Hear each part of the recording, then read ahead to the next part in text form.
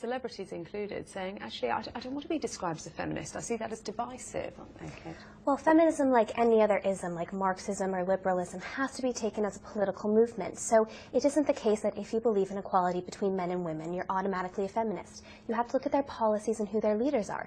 And at the moment, I think it's one of the most divisive and exclusionary groups out there. Just look at feminism in London, a big conference being held in London in a few weeks' time. They have no platform, some very serious feminist thinkers, because they don't fit into a very specific mold of feminism. Perhaps because they distinguish between women and transgender people, or because they are pro-pornography. Lots of different reasons, but they don't actually want to bring these women together to discuss women's issues. They want to exclude them, and they only want to have a very specific platform that the most women, truly most women, just can't fit into.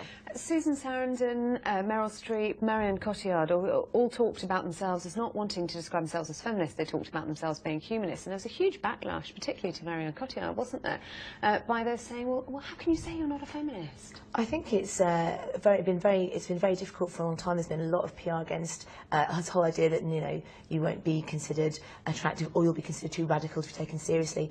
One of the things I'm excited about is that's changing, and I agree with you about the Feminism in London conference. It's one example of many of women organising a whole manner of different events that actually are radicalising and including women of all different backgrounds. One of the beauties of feminism is that it's grassroots. The whole point is you don't necessarily have to have, and in fact probably shouldn't have, a hierarchical structure or one leader. Then why are they censoring prominent feminists? Well, I think you can't take one conference and say, this is, I want it run this way. Julie Bindel, for example. Julie Bindel is a great example of a feminist who's been very active and very outspoken, and she's banned from conferences around the country. She's a fan. I'm a big fan of Julie Bindel, and I've been involved in running Reclaim the Night, and we've had her speak for us many times. You can't take, what you have to do is go, look at all the amazing stuff that's going on. Some people are speaking at different ones because of different politics, of course, but that's because the movement is broad.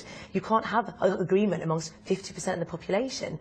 It's just not going to happen. What you can have is debate, and you can have people who, like Julie, who are going to be absolutely right for one crowd, who are going to divide others, but that's the beauty of feminism. It allows us to actually grow and learn together. It's an evolution. I think you've actually hit the nail on the head about why women aren't associating as feminists, because you're right. I didn't say that. It's very well, it's like you said, it's very difficult to get 50% or more of the population to agree to one thing, and feminism is political, and at the moment it's the arm of a left-wing ideology. They're calling for anti-austerity, they're calling for things that a lot of more conservative women, more libertarian women, more independent thinkers just can't fit into. People like Beyonce, I would totally disagree with you. I actually do think austerity hits women hard. I think a lot of women who are traditionally not necessarily part of the movement are noticing that and coming towards like an awakening on many levels because they've been treated so badly. But you've also got conservative feminists of huge status, like Beyonce, who's very much about, I can have as much money as men, I can take as much space. Beyonce isn't conservative. But then we've heard from the stars of the films, Hollywood stars saying, Emily Blunt, for example, Patricia Arquette saying, no, this isn't right. We are not getting paid the same. We're not getting paid the same. There aren't female directors. Financiers saying, we will give you the money.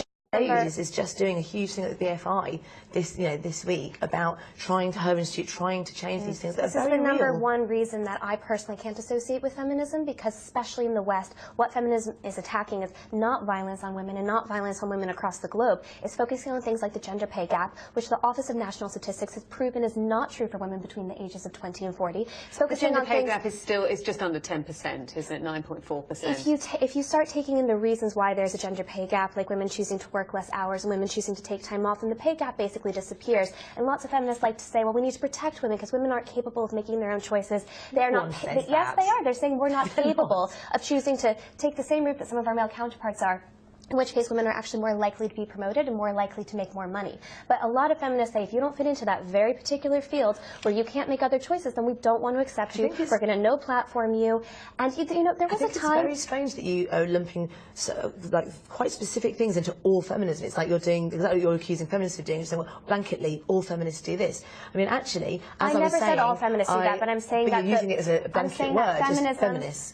And when you have celebrities who decide to take on feminism and make themselves the voice of feminism, you have to understand that those are your political leaders. In the same way that people won't be conservative because of David Cameron, or they won't be Labour because of Jeremy Corbyn, when Lena Dunham and Emily Blunt come onto the stage and they say, we're feminism, this is what it means, and you have big conferences, no platforming people, it makes it impossible for other but we also have big conferences where we are... Emma, hi.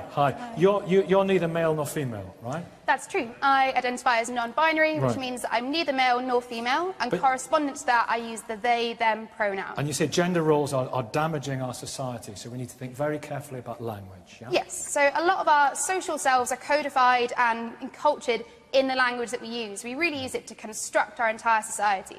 And what's certainly true is that there is a huge variance of gender presentation and gender identity within humankind. There isn't simply humankind, men and women. Exactly, humankind in place of mankind. You wouldn't say mankind, that should be, you know... I wouldn't, just because humankind is a more accurate descriptor, in the same way that me using they, them is a more accurate descriptor of my identity than using he or she. Would you use homo sapiens? I very rarely in my life use scientific language to describe the people I work with. Wise man, it means. OK. But it's something, do we need to think about that? I think we should be thinking about the evolution of language to support gender neutrality. Yeah, got you. And that's for a number of reasons. The first of which is that it stops this assumption that either the most important people in the room are men or that the only people in the room are men.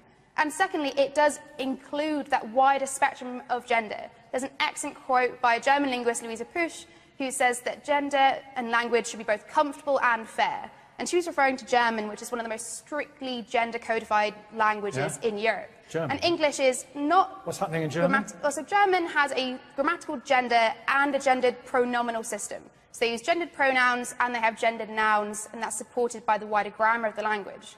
But actually the German state is encouraging lecturers, professionals and industry to use gender-neutral language. God, I might have got an A if that had been back. Students. Well, so in universities, a bit like the University of Hull, universities in Germany, their lecturers are using gender-neutral language to refer to students because it's inclusive of everyone and gives that space for trans people who are neither male nor female. Yeah, it's a matter, Andrew, there you are. It's a matter of courtesy, this, and sensitivity, isn't it? Courtesy is all very well. I mean, you're describing encouraging people to use certain words. My problem is when words are policed, when language becomes policed. That is my problem. I mean, look, we can all get back to... We can all go back. Those sorts of things, humankind or mankind, I mean, those are sort of interchangeable now. They're synonymous anyway.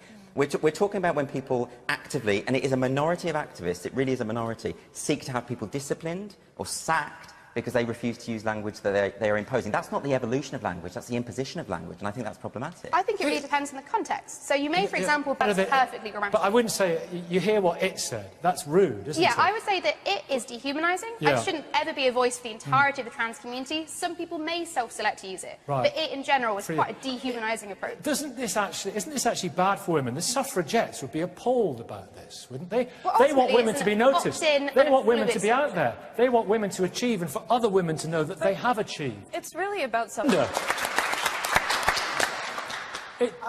What about people who are non-binary? What about people who are gender fluid?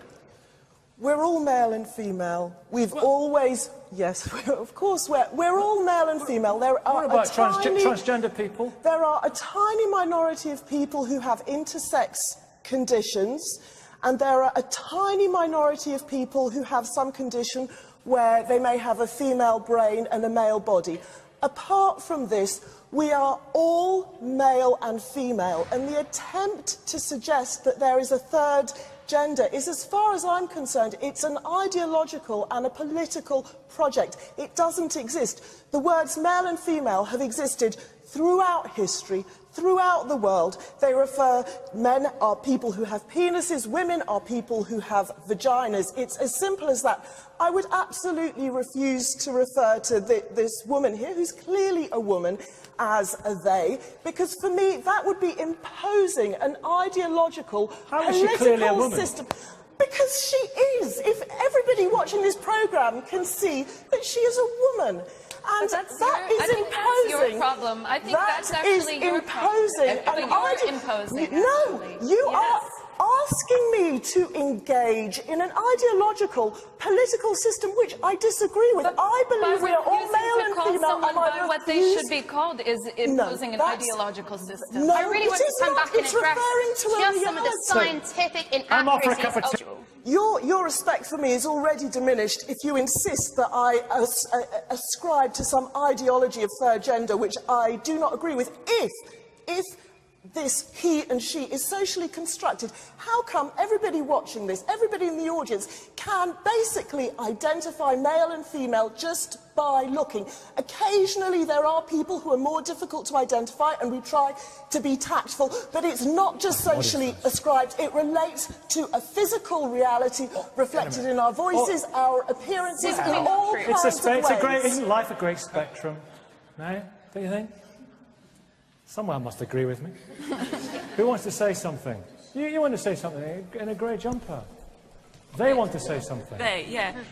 Are you they, or do I say she wants to say something? I am a female. That's my belief system. Do you want me to say she wants to say something? And that is fine. However, the idea that you're saying that if this person chooses to say that they are they, that you can't engage with that because of your belief system. We live in a culture where lots of people have lots of different beliefs, as is very, very clear on today's show. We cannot say, I have this belief system, so therefore I'm going to impose it on everyone. In this, you can't do that. Like, she has a particular... They have a particular... There we go. Look, at least I accept that.